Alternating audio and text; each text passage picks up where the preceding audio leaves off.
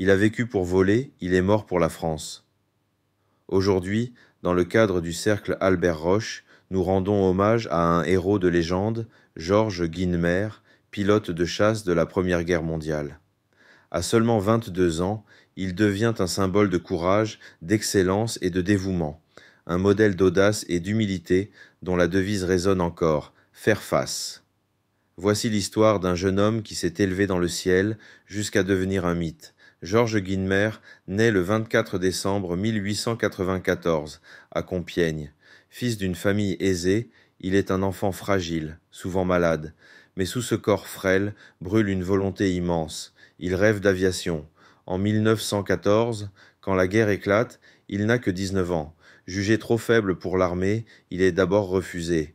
Mais il persiste, insiste, jusqu'à convaincre les autorités d'accepter sa candidature comme mécanicien. Quelques mois plus tard, il devient enfin pilote. Guynemer rejoint l'escadrille MS-3, surnommée les Cigognes. C'est là qu'il apprend à voler, à combattre, à survivre. Très vite, il se distingue.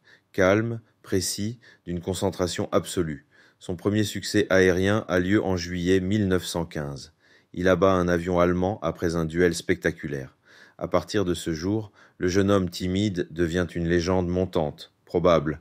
Son avion, le SPADS-7 Vieux Charles, devient aussi célèbre que lui. Chaque vol est une épreuve de nerfs. Les combats se déroulent à quelques mètres, en pleine rafale de balles. Guynemer en ressort souvent indemne. Mais son appareil, criblé d'impacts, témoigne du danger constant. Ce courage impressionne ses camarades et inspire toute la France.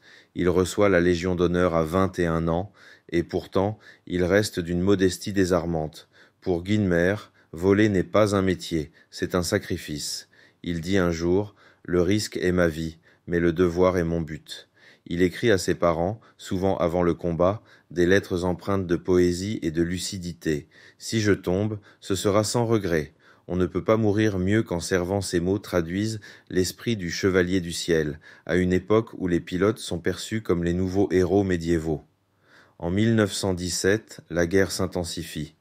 Les combats aériens deviennent meurtriers.